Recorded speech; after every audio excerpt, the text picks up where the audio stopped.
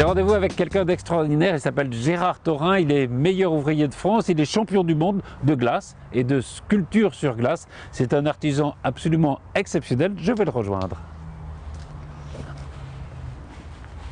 Gérard Thorin, bonjour. Bonjour. Vous êtes maître glacier, vous êtes un des grands spécialistes français de la glace, du sorbet, vous êtes meilleur ouvrier de France, vous êtes champion du monde de glace et de sculpture sur glace, donc un parcours absolument extraordinaire. Bien, justement, on va parler un petit peu de ce parcours. D'abord, vous êtes normand d'origine, vous êtes né à Alençon. Alençon, absolument. Ouais. Famille de paysans, c'est ça? Ah oui, complètement, et j'en suis fier. Ouais.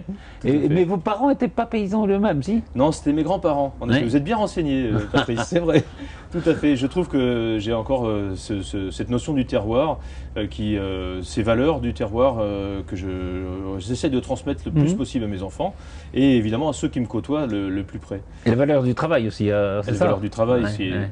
Mais j'ai l'impression de jamais travailler, en fait, Patrice, pour être honnête avec vous. Ça, quand on fait un métier qui passionne, on n'a pas l'impression de travailler. C'est vrai. Alors, comment ça vient? Parce que parfois, voilà, on découvre comme ça ces passions petit à petit. Et vous, comment vous êtes devenu maître glacier? Je pense que dans le métier de pâtissier, quand j'ai découvert donc c'est d'abord la pâtisserie, hein? La pâtisserie, grâce à la maison Le Nôtre, dans les années 80, nous étions... Ça, vous rentrez, vous êtes gamin, quoi. Oh, j'avais 17 ans, Hein? c'est ce que je dis souvent, j'étais avec mes chaussures du dimanche et puis mon pantalon en pattes d'éléphant, et j'ai découvert la pâtisserie chez Monsieur Le Nôtre. C'était dans les Yvelines, ça? C'était dans les Yvelines, à Plaisir. À Plaisir, Alors, hein? un canon comme ça pouvait pas être Ouais. autre chose qu'un grand plaisir. Et ce fut un grand plaisir, et c'est toujours un grand plaisir, puisque ça fait 32 ans 32 ans, voilà. que je suis dans cette grande maison. C'est un homme qui vous a marqué, Gaston Le Nôtre. Je crois que personne de ceux qui l'ont côtoyé ne sont repartis indemnes du contact avec lui, au bon sens du terme. Alors, je disais, vous êtes meilleur ouvrier de France. On va peut-être revenir sur ce concours après. Mais c'est vrai que chez Le Nôtre, vous étiez combien de meilleurs ouvriers de France Bon, à l'époque, c'était jusqu'à plus de 10, hein, c'est ça? Une dizaine, une douzaine. extraordinaire. Actuellement, il doit y avoir encore à peu près 12 meilleurs ouvriers de France. C'est la pâtisserie, c'est un nid.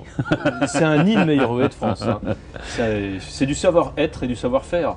Et comment alors, évidemment, il faut se présenter, etc. Mais comment on a l'idée, parce que c'est quand même un travail de dingue hein, de devenir meilleur ouvrier de France, comment on a l'idée de réaliser d'abord des travaux pour qu'on va présenter à un jury? Comment vous est venue l'idée de vous présenter à ce concours? Écoutez, je vais vous faire court et précis. Simplement, étant dans une grande maison comme la maison Le Nôtre, tous les jours, on travaille des matières nobles, des matières où on se fait plaisir à y toucher, à les transformer. J'ai fait quelques concours. Ces concours, Arpajon, les Mains d'Or, à Chamonix, Romorantin, c'est vraiment un endroit où je trouve ça très bien. Et donc ces différents concours m'ont apporté beaucoup d'expérience, de contact avec les Oui, parce qu'on voit les professionnels. autres aussi. On voit les autres et on se mesure. Et à un moment, je me suis dit, mais les meilleurs ouvriers de France, j'étais intrigué. Je trouvais que c'était des gens, je n'osais même pas les approcher. Et j'ai voulu tenter le coup, juste pour tenter. Juste pour voir. Et en toute discrétion, puisque je travaillais le soir, et donc c'était la nuit que je m'entraînais pour ne montrer rien à personne et essayer d'être dans mon essence pure. Et je l'ai fait jusqu'au bout. Et jusqu'au moment où j'avais un petit véhicule qui ne me suffisait pas à emmener tout le matériel nécessaire pour passer la demi-finale à Arras. Et tout simplement, j'ai été voir Monsieur Sicard, qui était le tout nouveau PDG, président directeur général de l'entreprise Le Nôtre. Et puis, très simplement, ça faisait peut-être 1 mois ou 2 mois qu'il était ici. Je tape à sa porte et je dis, Monsieur Sicard, je suis très gêné, j'ai vraiment besoin d'un véhicule pour demain matin. Est-ce que vous pouvez faire quelque chose pour moi? Et la question a été la suivante, il me dit mais pourquoi faire? Oui. Et bien sûr. Et donc je lui ai expliqué que j'étais donc sélectionné pour la demi-finale régionale. Vous n'avez rien dit à personne? Ah, rien à personne. C'est drôle. Rien à personne, je voulais être le plus discret possible. Et Au puis, cas où il y aurait un échec, non? oui, tout à fait. J'avais peur d'être honteux, j'avais peur de ne pas être à la hauteur, et j'avais toutes ces peurs-là qui me stressaient. C'est ce qu'on comprend, ouais. C'est difficile.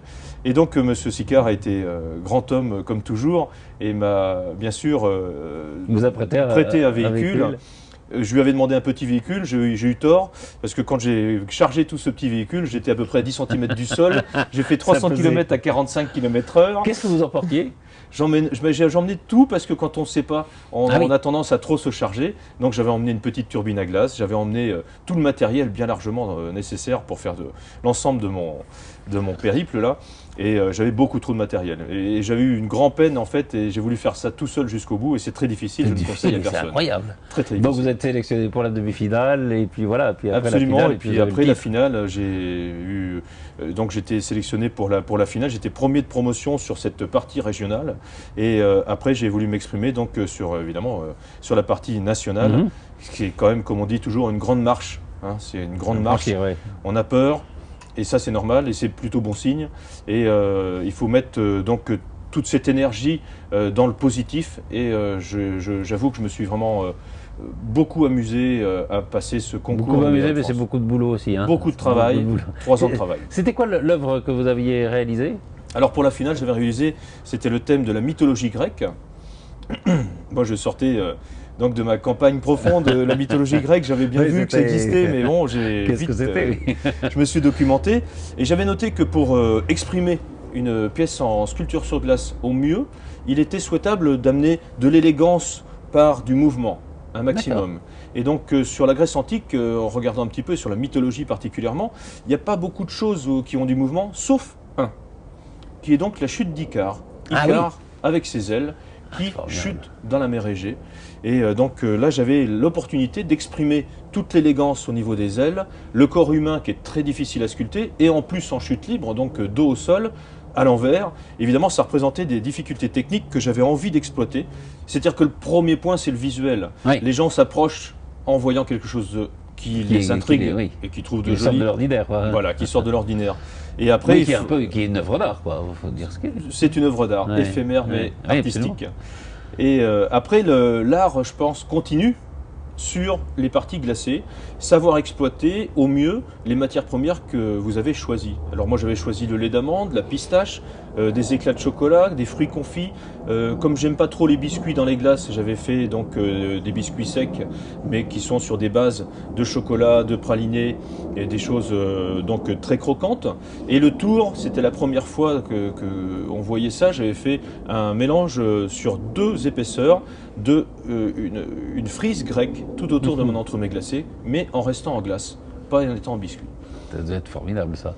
Alors après, autre concours, c'est ce championnat du monde. Alors ça, là vous n'êtes pas tout seul, hein, vous êtes 3, c'est une équipe. Comment ça se passe ça? C'est 3 fois plus dur. Encore plus dur? C'est 3 fois plus dur. Parce que vous êtes 3 ou... Parce qu'on est 3. Vous êtes d'accord? Mais oui, la différence, la grande différence, c'est d'abord le concours de meilleur de France, c'est un diplôme. Un diplôme donc avec tout ce que ça comporte donc de jurys qui sont mandatés, qui font partie de l'éducation nationale entre autres, et qui vont vous donner une note. Cette note fait que vous pouvez être meilleur de France, plusieurs meilleurs de France sur la même année. Oui. Au championnat du monde, il n'y en a qu'un. Hein. Il n'y en a qu'un. Mais il y en a qu'un qui est divisé en 3. C'est-à-dire que pour le coup, on doit compter sur l'autre et l'autre doit compter sur vous. Et c'est cet ensemble qui va faire la force. Donc dans la cohésion d'équipe. Comment on choisit ses équipiers alors dans ce cas-là? J'ai été choisi, donc j'avais au moins... Oui, d'accord. C'est un ami avec qui j'ai travaillé pour le concours de meilleur de France, qui est Alain Chartier de Vannes, très grand personnage, haut en couleur, qui fait des macarons merveilleux. Je vous les conseille, si vous passez sur Vannes, il faut s'arrêter chez Alain Chartier. Et puis un professeur donc de l'école du Castellet, qui est Yves Gerla. Un personnage magnifique avec une philosophie extraordinaire. Il aime ses oliviers autant que sa femme, peut-être. Et je trouve qu'il parle avec... Peut-être plus, peut-être, je ne sais pas. Mais c'est un personnage qui a beaucoup de profondeur, beaucoup d'âme. Et je crois qu'on a fait ensemble, tous les 3, un trio qui a pu donner toute l'expression dans toute la grandeur qu'on voulait donner de la France, puisque nous représentions la France. Vous étiez le représentant de la France. Oui. C'était important de mettre tous nos savoirs ensemble et de les mettre en avant. Et tous ensemble, tous les 3, on a travaillé d'arrache-pied pour arriver à emmener notre niveau au plus haut qu'on pouvait l'emmener. Voilà. On a parlé évidemment de votre passage chez Le Nôtre, plus de 30 ans chez Le Nôtre. Et puis là aujourd'hui, vous créez une entreprise. Alors aujourd'hui, en effet, j'ai pris un petit peu le large, tout en restant bien sûr le professeur de glace et de sculpture chez Le Nôtre pendant les années, bien sûr. Mais là, j'ai voulu prendre un peu plus le large pour me donner à fond sur un projet qui m'est cher, mais qui est cher à ma chair et tendre aussi, qui est madrilène, et donc de faire une... Elle s'appelle Véronica. Hein, elle s'appelle Véronica, elle le porte très très bien. Et donc, Véronica, oui, c'est vrai que c'est la passe merveilleuse hein, pour les gens qui aiment la tauromachie. Enfin bon. Ah oui, tout à fait. Le jeu, taurin vient de tauromachie d'ailleurs. Oui, pour absolument. être très Eh ben oui, ça va. ça vient d'Espagne en fait. Véronica et taurin, vous ne pouviez pas ne pas être ensemble. Ça semble bien. Et donc on va faire une belle structure, une glacerie, pâtisserie, salon de thé dans cette dimension culturelle espagnole. Je veux respecter absolument la dimension culturelle espagnole et amener un plus, un savoir-faire supplémentaire français que j'ai travaillé toute ma vie, qui est donc la glace bien entendu. Et amener donc des sorbets plus onctueux, amener tous leurs produits locaux, de les emmener encore plus haut et encore plus fort. Je notais tout à l'heure l'horchata, qui est donc une base de choufa, qui est une graine que l'on trouve à côté de Valence, et qu'on travaille avec le lait et le sucre. Et pour la première fois, je lui ai fait goûter cette glace que j'avais créée. Et donc c'est la première fois en Espagne qu'on a créé la glace horchata. Je l'ai créée. Vous adorez ça, hein, aller chercher des produits nouveaux, des sensations nouvelles. Hein. Je pense que toutes les cultures du monde sont bonnes. Oui. Et je rebondis à chaque fois dans chaque pays pour mettre en avant leur propre culture. Je n'ai aucune prétention, juste une petite prétention, c'est de dire je peux peut-être amener un petit plus sur les produits que vous mangez tous les jours, si c'est une prétention. Un mot, mais très rapide. Qu'est-ce que vous pensez? Il y a beaucoup de glaces industrielles. On trouve des bonnes choses ou il vaudrait mieux aller voir des artisans plutôt? Je vais défendre quand même mon clocher, je vais dire allez voir les artisans. Allez voir les meilleurs artisans, allez voir les artisans qui respectent le produit, et je peux le dire et l'écrire. Il faut que l'artisan ait la capacité et la joie tous les jours de signer sa carte de glace, sa carte de pâtisserie, son restaurant, peu importe. Je trouve que c'est une philosophie qu'il faut garder quand on est fier tous les jours d'ouvrir sa boutique en signant en bas de sa carte. Moi, je dis que ça, c'est un artisan qui mérite le détour. Oui, moi, je crois qu'on peut dire, aller plutôt chez les artisans que dans les produits industriels. Merci beaucoup, Gérard Taurin. Alors, je ne sais pas ce qu'il faut vous dire, olé, enfin, je ne sais pas, gracias. Hasta la vista. Hasta la vista. Merci beaucoup, Gérard Taurin. Merci à vous.